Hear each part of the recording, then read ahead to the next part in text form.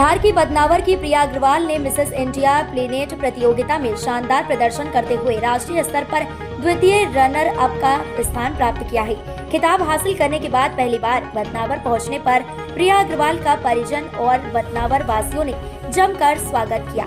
प्रिया Agarwal BJP नेता राजेश अग्रवाल की बेटी है। प्रिया अग्रवाल की इतनी बड़ी उपलब्धि हासिल करने के बाद उनके परिजन काफी खुश हैं। वहीं प्रिया ने अपने इस सफलता का श्रेय उनके माता पिता को दिया है और अब वे कड़ी मेहनत करके अंतर्राष्ट्रीय स्तर पर भारत का नाम रोशन करना चाहती हैं। तो इस किताब को जीतने के लिए मैं बहुत ही आभारी हूँ और मैं एक बहुत ही छोटे गांव बदनावर से आती हूँ और मैंने बदनावर से निकलकर इतना कुछ सीखा है पिछले 11 सालों में। मैं 11 साल से बाहर हूँ, बैंगलोर में हूँ। मैंने पढ़ाई की, वहाँ कॉन्फिडेंस गेन किया, इंग्लिश में बात करना सीखा, हर छोटी छोटी चीज़ें सीखी और इसमें सबसे बड़ा योगदान मेरे पिताजी राजेश जी अग्रवाल और मेरी माता जी रेखा जी अग्रवाल का है। उन दोनों ने हमेशा मुझे साथ दिया है, हमेशा मुझे स्ट्रॉन्ग बनाया है लाइफ में कि आगे बढ़ो और बेटा मेहनत करते रहो। मेहनत के अलावा इस जीवन में कुछ नहीं है और कहीं नहीं पहुंच सकते मेहनत के बिना। तो उनकी सीख की वजह से ही मैं आज यहाँ पहुंच पाई हूँ और मैं आगे भी और मेहनत करना चाहती हूँ और आगे बढ़ना चाहती हूँ। तो मैं ये प्लेटफॉर्म इस जगह से मैं और औरतों को प्रेरित करना चाहती हूँ। शादीशुदा औरतें जब उनकी शादी होती है तो वो अपने सपनों को भूल जाती हैं। उन पे इतनी सारी काम आ जाते हैं कि वो खुद के सपनों के बारे में तो एकदम भूल जाती है। तो मैं उन औरतों को प्रेरित करना चाहती हूँ कि उन्हें लाइफ में आगे बढ़ते रहना चाहिए, अपने सपनों को भूलना नहीं चाहिए और उसके लिए कड़ी मेहनत करते रहना चाहिए। आज मैं जॉब करती हूँ, मेरी पूरे 10 घंटे दिन में जॉब होती है। मैंने उसके अलावा भी टाइम निकाल के इसके लिए मेहनत की क्योंकि ये मेरा सपना था। फैशन में हमेशा मैं कुछ करना चाहती थी अपने बचपन से, ये मेरा सपना रहा है और मैंने इस सपने पे गिव अप नहीं किया। मैंने इस सपने पे काम करते रहा आगे और आज मैं इसीलिए इस मुकाम पे पहुंच पाई हूँ। मेरा अगला लक्ष्य ये है कि मैं इंडिया का नाम इंटरनेशनली आगे बढ़ाना चाहती हूँ और ऊंचा करना चाहती हूँ। मैं इंटरनेशनल स्तर पर और कॉम्पिटिशन्स में पार्ट लेना चाहती हूँ और इंडिया का नाम रोशन करना चाहती हूँ। इंदौर में फिर एक महिला के साथ डिजिटल अरेस्ट की घटना सामने आई है। फर्जी अधिकारी बनकर महिला को 3 दिनों तक डिजिटल अरेस्ट कर रखा है। महिला से अपने खातों में 1 करोड़ 60 लाख रुपए ट्रांसफर करवा लिया। अपने साथ हुई ठगी की शिकायत जब महिला ने साइबर सेल थाने में दर्ज कराई है। इंदौर में रहने वाली वंदना गुप्ता पेशे से शेयर मार्केट में इन्वेस्टर है और उन्होंने अपनी पूरी मेहनत की कमाई जमा कर 1 करोड़ 60 लाख रुपए एफडी के रूप में बैंक में जमा करवा रखे थे। लेकिन महिला को मनी लॉन्ड्रिंग में पकड़े गए एक व्यक्ति से महिला के पास बड़ी मात्रा में वह पैसा होने की जानकारी का झूठ बोलकर अपराधियों ने घर में ही 3 दिनों तक डिजिटल अरेस्ट कर रखा है और पहले सभी खातों की जानकारी ठगों ने जुटाई, फिर वीडियो कॉल पर फर्जी अधिकारी बनकर ब्लैकमेल करना शुरू कर दिया। जिसके बाद महिला ने तीसरे दिन बैंक जाकर अपनी मेहनत की जमा पूंजी 1 करोड़ 60 लाख की एफडी को तुड़वाकर पैसा ठगों के खाते में डाल दिया। पुलिस ने मामले की जाँच शुरू कर दी। एक महिला फरियादी हैं जिनके साथ में डिजिटल अरेस्ट की घटना घटित हुई है। इंदौर की ही निवासी हैं जिनको डिजिटल अरेस्ट के लिए पहले नॉर्मल कॉल आया। नॉर्मल कॉल आने के बाद में फिर उनको व्हाट्सएप पे कॉल किया गया और व्हाट्सएप के बाद में उनको, जो कि ट्रेंड है, स्काइप डाउनलोड कराया गया। स्काइप डाउनलोड कराने के बाद में उनको फर्जी पुलिस अधिकारी बन के बताया गया कि नरेश गोयल के साथ में, नरेश गोयल जो जेठ उसके थे, उनके साथ में जो इलीगल ट्रांजैक्शन हुए उसमें उनका नाम आया है और उस तरीके से उनको डरा धमका के उनके पैसे अकाउंट्स में ट्रांसफ़र कराया। कितना अमाउंट कराया है सर? अभी तक जो शुरुआती जांच है उसमें लगभग 1 करोड़ 60 लाख रुपए की राशि सामने आई। सर कितने दिन इनको डिजिटल अरेस्ट किया? ये शुरुआत हुई थी 9 तारीख से और इनको कंटिन्यू जब तक उनका पूरा पैसा खत्म नहीं होगा तब तक डिजिटल अरेस्ट में लगभग। परिवार के पास नहीं गई थी सूचना के लिए? वो कंटिन्यू लोगों के कांटेक्ट में थी पर वो किसी को बता नहीं पाई। पहले जो नॉर्मल कॉल आए थे उन पे क्या बोला भैया? उनको नॉर्मल कॉल आए थे तो वो जो इनका एक ट्रेंड है कि शुरुआत में यही बताते हैं कि या तो इनलीगल ट्रांजैक्शन हुआ है किसी अकाउंट्स में या फिर कोई ड्रग्स पकड़ा गया है, फेडेक्स के पार्सल में कुछ इलीगल डॉक्यूमेंट्स मिले हैं। जो डिजिटल अरेस्ट का एक ट्रेंड बना के रखा कि ये 3-4 चीज़ों में होता है, उसमें से इनको बताया गया था कि इलीगल ट्रांजैक्शन हुआ है। महिला का मनी लॉन्ड्रिंग की बात सामने आ रही है?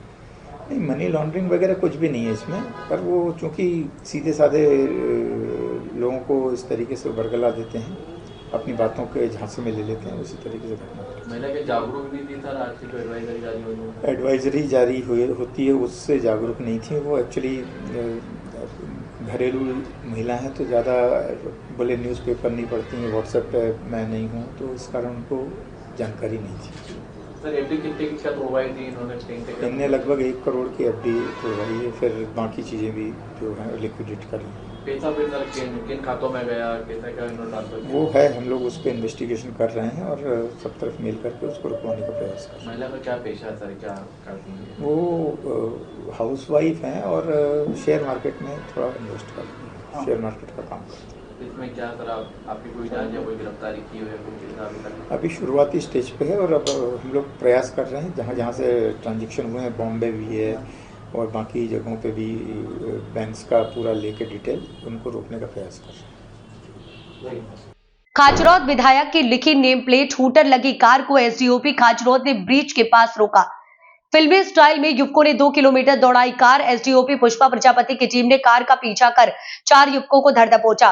कार से देशी पिस्टल, जिंदा कारतूस किए बरामद। गुरुवार की सुबह खाचरौद रेलवे ओवर ब्रिज पर हथियार से लैस बदमाश विधायक लिखी नेम प्लेट हूटर लगी नीली रंग की बलेनो कार MP 13 CE 2454 से बड़ी वारदात को अंजाम देने की नियत से घूम रहे थे। सुबह दबिश से लौट रही एसडीओपी पुष्पा प्रजापति को रेलवे ओवर ब्रिज के पास विधायक नेम प्लेट लगी हूटर वाली बलेनो कार दिखाई दी। एसडीओपी प्रजापति को शंका हुई तो उन्होंने कार को रोका। पुलिस से बचने के लिए युवकों ने फिल्मी स्टाइल में कार को हाउसिंग बोर्ड कॉलोनी तरफ दौड़ा दिया। एसडीओपी प्रजापति ने 2 किलोमीटर तक कार का पीछा करते हुए कार सहित युवकों को पकड़ा और पूछताछ के लिए थाने लाए। कार में 4 नव युवक सवार थे, जिनके पास से देशी पिस्टल, 1 जिंदा कारतूस बरामद किया गया है। पुलिस ने कार सहित हथियार बरामद कर 4 आरोपियों पर विभिन्न धाराओं में प्रकरण दर्ज किया है। 4 आरोपियों में से 1 आरोपी तनिष्क मोड़त पर खाचरौद थाना क्षेत्र में तकरीबन 8 अपराध दर्ज हैं। वहीं अलग थाना क्षेत्रों में भी मामले दर्ज हैं। हाल ही में युवक दुष्कर्म और अपहरण मामले में उज्जैन भेरूगढ़ क्षेत्र से छूटकर बाहर आया था, जो लगातार 4 दिनों से थाना क्षेत्र में साथियों की मदद से नई वारदात को अंजाम देने की फिराक में था। खाचरौद न्यायालय ने पूछताछ हेतु आरोपियों को 3 दिन की पुलिस रिमांड पर सौंपा है। अब पुलिस जानकारी जुटाने में लगी है, आखिर सुबह क्षेत्र में बदमाश को कौन सी वारदात को अंजाम देने के लिए घूम रहे थे और आरोपियों ने हथियार कहां से खरीदे हैं। मैडम, आज खाचरौद पुलिस द्वारा आर्म्स एक्ट में कार्रवाई की गई है, क्या है पूरा मामला बताना? आज सुबह क्षेत्र भ्रमण के दौरान खाचरौद ब्रिज के पास एक हूटर लगी गाड़ी को देखा गया, जिसका नंबर MP 13 CE 2454 था। बलेनो गाड़ी थी। इसमें जब अंदर देखा गया तो 4 लोग संदिग्ध अवस्था में देखे गए। पुलिस को देखते ही अपनी गाड़ी भगाने लगे और 2-3 किलोमीटर तक गाड़ी भगाते रहे। पीछा करके जब इन्हें पुलिस ने पकड़ा, तब ये पुलिस को गुमराह करते रहे कि हम डर के कारण भाग रहे थे। जब थाने लेकर पूछताछ की गई इन्हें और फ्रिस्किंग की गई, तब इनके पास एक पिस्टल और कारतूस बरामद हुए। मैडम, इसमें कोई एक ऐसा भी अपराधी है जिसके खाचरौद थाना क्षेत्र में 8 अपराध दर्ज है?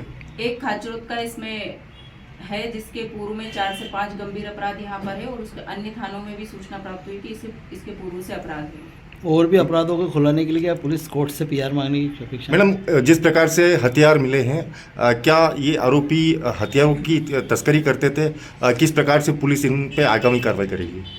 चूँकि जैसे चारों जो आरोपी इसमें पाए गए हैं थाना खाचरौद क्षेत्र के ही रहने वाले हैं, तो आगामी ये हथियार इन्हें कहाँ से प्राप्त हुए हैं, किनसे इनके संबंध है, इस संबंध में आगे विवेचना और पतारसी करने के लिए इनकी PR ली जाएगी। धार जिले के धर्मपुरी में गुरुवार को चाइल्ड फ्रेंडली कोच का ई-लोकार्पण किया गया। आपको बता दें कि धार धर्मपुरी सहित मध्य प्रदेश में 5 नए कोच भवनों का ई-लोकार्पण का कार्यक्रम आयोजित किया गया था। जबलपुर हाई कोर्ट के मुख्य न्यायाधीश सुरेश कुमार साहब महोदय के द्वारा टीवी स्क्रीन के माध्यम से वर्चुअल उद्घाटन किया गया। इस मौके पर धार जिला न्यायालय एवं अपर सत्र न्यायाधीश महोदय कपिल वर्मा, द्वारा फीता काटकर चाइल्ड फ्रेंडली कोर्ट का उद्घाटन किया गया। चाइल्ड फ्रेंडली कोड की खासियत यह है कि इसे बालक अनुकूल माहौल में ध्यान में रखकर तैयार किया गया है। यहाँ पर बच्चों को अपराध गवाह या पीड़ित के तौर पर न्याय प्रक्रिया में बिना किसी डर या मानसिक दबाव के भाग लेने का अवसर मिलेगा। इस कोच में बच्चों के लिए एक ऐसा वातावरण तैयार किया गया है जो घर जैसा हो, ताकि वे सहज और सुरक्षित महसूस करें। विशेष रूप से उन बच्चों के लिए जो पॉक्सो जैसी गंभीर अपराधों का शिकार हुए हैं, वहीं पीड़ित बच्चे, गवाह और आरोपी सभी को एक ऐसी प्रक्रिया से गुजरने का अवसर मिलेगा जो उनकी सुरक्षा और भलाई को प्राथमिकता देती है। इस पहल से बच्चों को न्याय प्रक्रिया में पूरी तरह से शामिल करने का लक्ष्य है, जिससे वे अपनी बात बिना किसी भय के रख सके।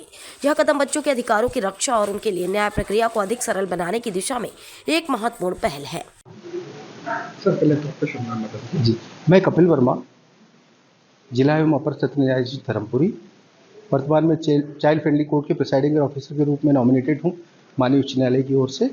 मैं अवगत कराना चाहूँगा कि जिला न्यायालय धार की तहसील धर्मपुरी में माननीय उच्च न्यायालय के दिशा निर्देशों में चाइल्ड फ्रेंडली कोर्ट रूम का उद्घाटन किया गया। आप इस चाइल्ड फ्रेंडली कोर्ट रूम की सुविधाएं देखिए। यहाँ बच्चों के लिए जो विटनेस के रूप में आते हैं, इस प्रकार की सुविधाएं दी गई हैं, जिससे कि बाल अनुकूल माहौल में उनकी कार्रवाइयों का संचालन किया जा सके और बालकों को किसी भी प्रकार से उनके न्यायालय के समक्ष चल रहे प्रकरणों में जानकारी और कार्रवाई करने में असुविधा ना हो, इसी तारतम्य और इसी दिशा को दृष्टिगत रखते हुए कार्यक्रम को और चाइल्ड फ्रेंडली कोर्ट का इनॉग्रेशन किया गया है। माननीय उच्च न्यायालय के मुख्य न्यायाधिपति आदरणीय श्री सुरेश कुमार जी केत साहब के द्वारा। मैं आप सभी जनता जनार्दन से अनुरोध करूंगा कि चाइल्ड फ्रेंडली कोर्ट के कंसेप्ट से आप अपने स्वयं भी लाभान्वित हों और अपने परिचितों को भी लाभान्वित कराएं। धन्यवाद। बॉलीवुड एक्ट्रेस शिल्पा शेट्टी के पति प्रोड्यूसर राज कुंद्रा के घर प्रवर्तन निदेशालय ईटी ने छापा मारा है। ये छापा एक्ट्रेस के सांता क्रूज में स्थित घर पर मारा गया है। ईटी के ऑफिसर 29 नवंबर की सुबह 6 बजे ही शिल्पा शेट्टी के घर पहुंच गए। ये छापेमारी पोर्नोग्राफी मामले में की गई है। हालांकि केवल राज कुंद्रा ही नहीं, बल्कि पोर्नोग्राफी मामले से जुड़े कई लोगों पर ईटी की छापेमारी हुई है। इससे पहले भी शिल्पा शेट्टी के पति की पोर्नोग्राफी मामले में गिरफ्तारी हो चुकी है।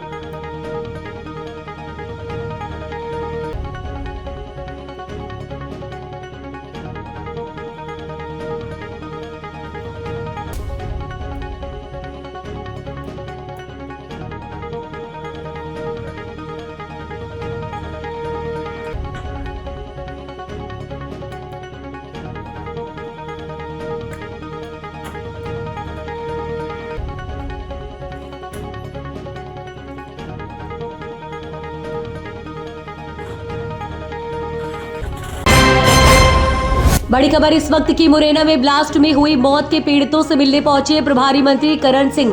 घटनास्थल पर पहुंचने से 500 मीटर पहले ही प्रभारी मंत्री को पीड़ितों ने रोका।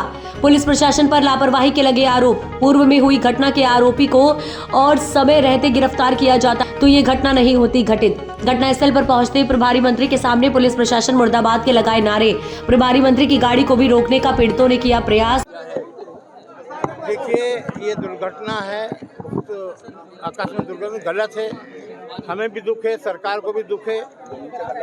जैसे ही मालूम पड़ा हमारे मुख्यमंत्री विदेश में, वहाँ से उन्होंने टेलीफोन से चर्चा की कि आप तत्काल, क्योंकि मेरा स्वास्थ्य खराब था, आँख का ऑपरेशन हुआ तो मैं कहीं जा नहीं सकता, पर उसको भी मैंने अपना छोड़कर सब काम यहाँ आया हूँ कि क्या समस्या है।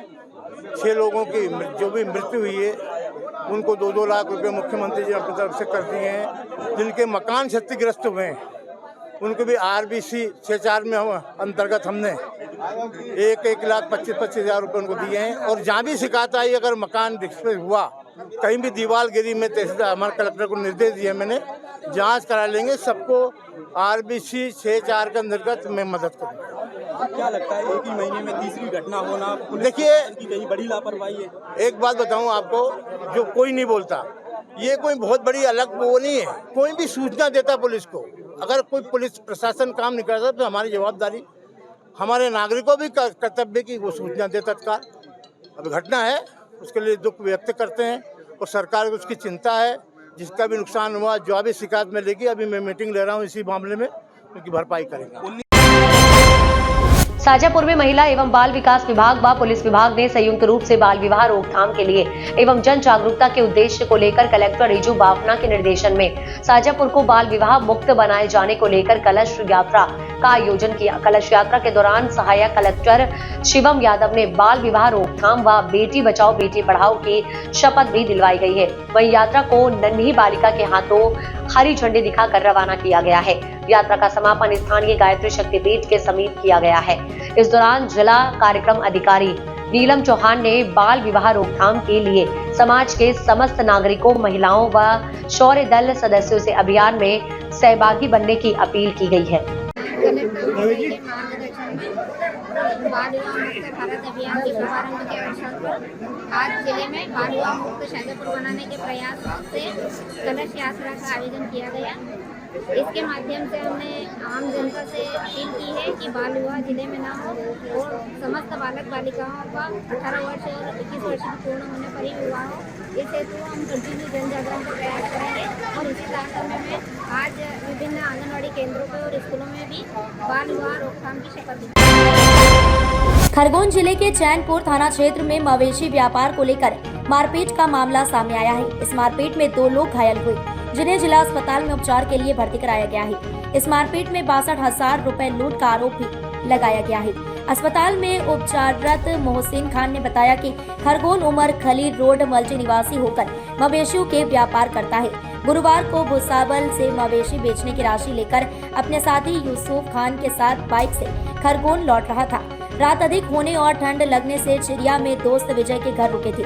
शुक्रवार सुबह 5 बजे नींद से जगाकर अलाव जला दिया था। इसी दौरान 2 पिकअप से करीब 40 लोग आए, जिनमें से 8 लोग आकर मारपीट करने लगे। उनका कहना था, तुम हमारे मवेशी वाहन रोकने आए हो। उनके हाथ में पिस्टल भी थी। मारपीट के दौरान हमारे हाथ पैर बांध दिए थे। एक ने मोहसिन के सिर में लोहे की रॉड मारी, जिससे खून बहने लगा। इसके बाद वह लोग भाग निकले। मोहसिन ने बताया, मारपीट करने वाले लोगों को वह जानता है। लहूलुहान हालत में मोहसिन को पिकअप से बिस्टान थाने पर लाए। यहां से पुलिस ने एम्बुलेंस से अस्पताल भेजा। फिलहाल दोनों का उपचार जारी है। खरगोन से राजेश मोदी की खास रिपोर्ट। हमारे पास चिड़िया के पास में विजय का घर है, वहाँ पे क्या हुआ था? पूरी घटना है कि मैं महाराष्ट्र गया था। महाराष्ट्र से बेल बेच के आया। मैं वहाँ से 6:30-7 बजे निकला। मैं आते करते मेरे को 11:30 बज गई थी। चिड़िया आया, वहाँ पे आके फिर मेरे दोस्तों से मिला तो उन्होंने बोला कि भाई तू रात में मत जा, ठंड लगेगी, तू यहीं रुक जा। उन्होंने बिस्तर बिछा दिया, हमको 2 खाट बिछा दिया, वहाँ पे सोए। सोने के बाद में हम वहाँ से 4 और 5 के बीच में उठे हम 4 बजे, और अंगार जला के बैठ गए। ठंड बहुत लग रही थी। तो ये आए 2 पिकअप भर के 30-40 जने, और आते के साथ डायरेक्ट लोहे की राड़ों से इनसे मारना चालू कर दिया। 3 माउजर भी उनके पास में थी, और बोले कि इनके हाथ पाँव बांधो। वो चाचा के हाथ पाँव बांधे, हाथ बांधे उनके, और बोले कि इनको लेके चलो उधर ले जाके गोली मार देते हैं, इनका पता भी नहीं लगेगा।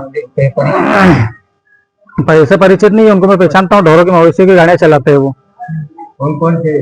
मोहन था, मोहन के 4 भाई, और किशोर, आसिफ घुघराखेड़ी का, एक शाहरुख बिकनगांव का, एक रतनपुर का, शाहरुख मोहम्मदपुर का। हाँ, इनका कारण ये रहा कि बोले तुम यहाँ पे बैठे हैं आके, तो तुम हमारी मवेशी की गाड़ियां रोकने के लिए आके बैठे हैं। मवेशी व्यापार की रंजिश को लेके हमला करा? नहीं, रंजिश वगैरह कुछ भी नहीं हमारी। उनको यानी दिल में शंका थी कि हमारे मवेशी रोकने के लिए तुम आए हैं यहाँ पे। व्यापार को ही लेके है? हाँ, व्यापार को ही लेके। तब 2 व्यक्ति तब मवेशी की गाड़ियां रोकने गए, जाने से रहा इतना देश छोड़ के हम एक तरफ क्यों जाएंगे कोने में। मेरा नाम है मोहसिन खान। अब कितने लोग थे मारपीट? किनके साथ मारपीट? हम 2 के साथ हुई। कितने लोगों ने मारा?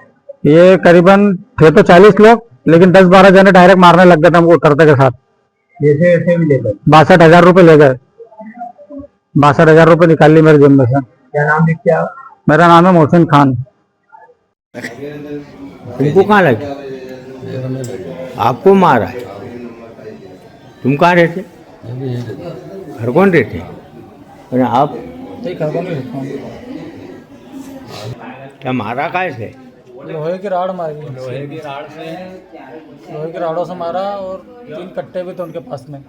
कट्टे भी थे? हाँ, हमारे हाथ में बांध दिए थे। वो बोल रहे थे इनको ले चल के मार के फिर जंगल में ले जाने की बात कर रहे थे। 3 कट्टे हाथ में थे। रहने वाले कहाँ के थे? एक आमड़ी का है मोहन। पहचानते हैं आप? हाँ, मोहन। बाइक तो बंद चालू हो रही पूरे नाम से। घुघरा खेड़ी का आसिफ। मोहन के साथ में उसके 4 भाई भी थे। टोटल कितने लोग थे? टोटल तो करीबन 40 एक लोग थे। मारने आए थे? हाँ, कितने तो लोग? उसके अंदर से 8-10 लोगों ने मारने चालू करा डायरेक्ट। किस कारण रोका था आपको? बोले तुम हमारी मवेशी की गाड़ियाँ रोकने के लिए आए हैं।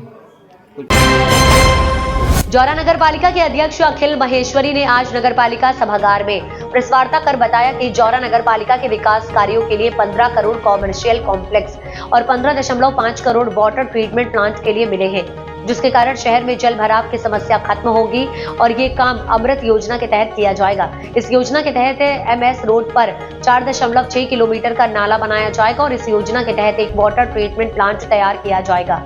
वार्ता बुलाई है, किस संबंध में बुलाई थी, क्या जानकारी? मेरे कार्यकाल के पिछले 2.5 साल जो लगभग पूरा हो गया है, इस 2.5 साल में नगर पालिका ने नगर पालिका जौरा की तरफ से क्या क्या सौगात या क्या क्या काम जनहित के किए जा चुके हैं, इसके बारे में थोड़ा डिटेल देने के लिए पत्रकार वार्ता बुलाई गई थी। और इसमें मैं एक चीज़ और बताना चाह रहा हूँ यहाँ पर कि इस पीरियड में 2.5 साल के पीरियड में करीब 19 से 20 करोड़ के काम तो ऐसे हैं जो पूरे हो चुके हैं, कंस्ट्रक्शन वर्क जो पूरे हो चुके हैं, और 30 से 35 करोड़ के काम कंस्ट्रक्शन वर्क के ऐसे हैं जो अभी प्रक्रिया में हैं, निर्माणाधीन हैं, किसी अलग अलग स्टेज पर हैं।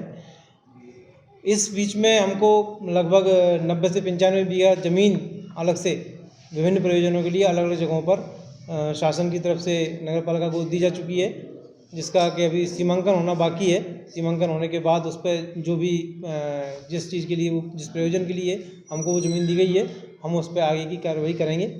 इसके अलावा हमने अभी शासन से करीब 50 बीघा ज़मीन की और मांग की है, जो हमने उनको बताया भी है कि हमको ऐसे जगह पर ऐसे काम के लिए ज़मीन चाहिए, तो वो प्रक्रिया में है अभी।